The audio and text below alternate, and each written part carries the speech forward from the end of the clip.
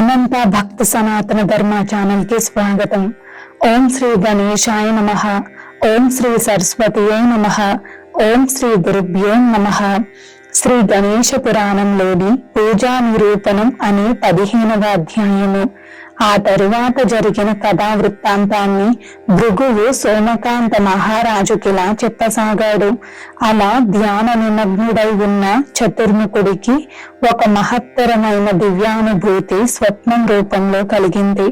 తాను ఆ జలాలపైనున్న ఆకాశంలో పరిభ్రమిస్తూ ఒక పెద్ద వటవృక్షాన్ని చూశానని ఆ వివరాలను వ్యాసునితో ఇలా వర్ణించి చెప్పసాగాడు. బ్రహ్మస్వప్న వృత్తాంతం. నాయన, అప్పుడు సమస్త సృష్టి ప్రళయ జలాలలో నశించిపోగా ఈ వటవృక్షమొక్కటి మాత్రం ఎలా మిగిలి ఉన్నదా అన్న ఆశ్చర్యంతో పరికించి చూడగా ఆ వటవృక్షపు పత్రం మీద ఒక చిన్న బాలుణ్ణి చూశాను. 4 చేతులు కలిగి చెవులకు చక్కని కుండలాలను ధరించి ఎర్రటి వస్త్రాలను కటిసూత్రాలతోనూ ఉండి ఏనుగు ముఖము మానవ శరీరము గల ఆ బాలకుడి శిరస్సును అమిత తేజస్సుతో ప్రకాశిస్తున్న దివ్య కిరీటము నిదుట చంద్రకళను ధరించిన ఆ బాలకుని మెడలో దివ్యమైన మణిహారాలు విరాజిల్లుతున్నాయి. ఈ బాలకుడు వటపత్రం పైన ఎలా వచ్చాడా అని ఆశ్చర్యచకితున్నైన నా శిరస్సు పైన ఆ బాల గజాననుడు తన తొండంతో నీటిని సంప్రోక్షించాడు. అప్పుడు నేను పకాలున నవ్వాను. ఆ బాలుడ మర్రాకు పైనుండి లేచి నా వడిలో కూర్చుని మృదు మధురమైన గొంతుతో ఇలా అన్నాడు.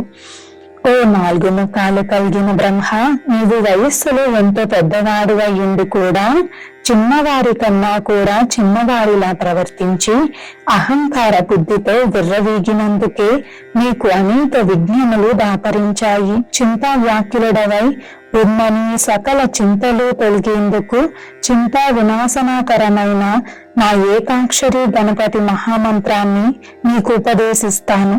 దాన్ని పునశ్చరణ విధానంలో 10 లక్షలు జపించు. అప్పుడు నీకు దర్శనాన్ని అనుగ్రహించి అద్భుతమైన సృష్టి రచన సామర్థ్యాన్ని ప్రసాదిస్తాను అంటూ స్వప్నంలోని ఉపదేశమిచ్చి అంతర్ధానం చెందాడు. ఆ తరువాత స్వప్నంలోంచి మేల్కొని గజాననుని అనుగ్రహానికి కృతజ్ఞతతో ఆనందానుభూతిలో వేలనాడాను. ఆ తరువాత ఆ దేవదేవుని ఆజ్ఞానుసారం ఒక్క కాలిపైన పద్మంలో నిలిచి నిశ్చల బుద్ధితో జపం చేశాను. ఇంద్రియాలను నిగ్రహించి ఆహారమును వర్జించి నిశ్చలంగా 1000 సంవత్సరాలు ఘోరమైన తపస్సును ఆచరించాను. ఆ తపోటి వ్రతకు నా 4 ముఖాల నుండి మహాజ్వాలలు ఉత్పన్నమై సకల లోకాలను తల్లడిల్ల చేశాయి. నా దృఢనిష్టకు భక్తికి సంతుష్టుడైన గజాననుడు నా ఎదుట అనుగ్రహమూర్తి అయి సాక్షాత్కరించాడు. ఆ దివ్య సుందర ప్రకాశమైన రూపం వర్ణించటం మాటల్లో అలవి కానిది. గజాననుడి సాక్షాత్కారం. కోటి సూర్యులకు సమానమైన తేజస్సుతో విరాజమానుడై అగ్నిహోత్రునిలా ప్రజ్వరిల్లే కాంతితో ఒక తేజ పుంజములో నుండి ఆ దేవదేవుడు ఆవిర్భవించాడు.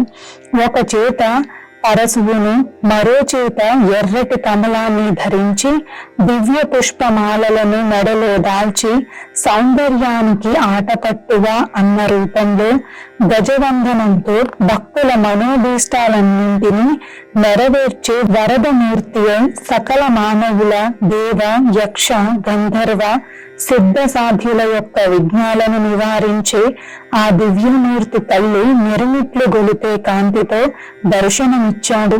అంతటి కాంతిని తట్టుకోలేక భయభ్రాంతున్నయ్యాను. నోర్చిల్లుని నన్ను ఉపశమింపచేసి నాకు అభయాన్నిస్తూ గజవదనుడు ఇలా అన్నాడు. ఓ చతురానన, భయాన్ని వీడు.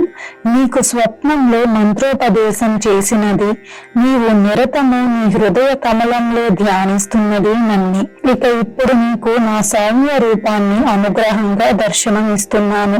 నీ మనోభీష్టమును కోరుకో, నీ సకల వాంఛితాలను అనుగ్రహిస్తాను. అప్పుడు జరిగిన వృత్తాంతమంతటిని సోమకాంతునితో వివరిస్తూ భృగువు ఇలా కొనసాగించాడు. ఓ రాజా, ఆ విధంగా కృపాలువైన గజాననుని పరమానుగ్రహాన్ని పొందిన చతురాస్యుడు తన 4 శిరస్సులను ఆ దివ్య చరణాలకు తాకిస్తూ హృదయం నిర్మలమనగా గజాననుని అనుగ్రహ వాక్యాలకు పరమానంద భరితుడై ఇలా వరం కోరుకున్నాడు. ఆది అంతమూ లేనటువంటి వాడివి, నిర్గుణుడవు, విభజించబడని వాడవు అయిన ఓ కరుణాసింధో, నీకు నా యందు అనుగ్రహం కలిగితే ఎన్నడూ నీ పాద పద్మముల ఎడ విస్మృతి కలుగని అంచెలంచెలనైన భక్తిని ప్రసాదించు. నానా సృష్టి రచనా శక్తిని, నిర్మాణ సామర్థ్యాన్ని కూడా ప్రసాదించు. నాకు దయతో సకల విఘ్న బాధల నుంచి విముక్తి కలిగించు. ఇది మొదలు ఎప్పుడైనా నీ స్మరణతో ఆరంభించే నా యొక్క సకల కార్యములు సానుకూలమయ్యేటట్లు నిర్మలమైన బ్రహ్మజ్ఞానాన్ని పొందేలా కర్తవ్య నిష్టను, అంత్యములో మోక్షాన్ని అనుగ్రహించు. ఈ వాక్యాలను విన్న గజాననుడు తథాస్తు అంటూ అనుగ్రహించి అంతర్ధానం చెందాడు. మంత్రానుష్ఠానం సంపూర్తి అయిన సందర్భంగా ఆ దేవదేవుడైన గజాననునికి సకల శుభ లక్షణములతో అలరారేవారు, అనేక విధాలైన రత్నాభరణములతో ప్రకాశిస్తున్నవారు అయిన 2 దివ్య కన్యలకు దక్షిణగా సమర్పించుకున్నాడు.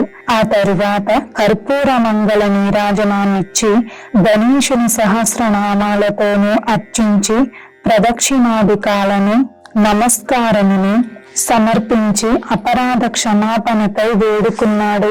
అలా బ్రహ్మచే సమర్పించబడిన దక్షిణగా సిద్ధి, బుద్ధి అనే కన్యలను స్వీకరించి గజాననుడు అంతర్హితుడైనాడు. ఆ దేవదేవుని అనుగ్రహ విశేషం చేత బ్రహ్మ తిరిగి యథావిధిగా సృష్టిని కొనసాగించాడు. ఇది శ్రీ గణేశ పురాణం ఉపాసనా ఖండంలోని పూజా నిరూపణం అనే 15వ అధ్యాయం. నమస్కారం.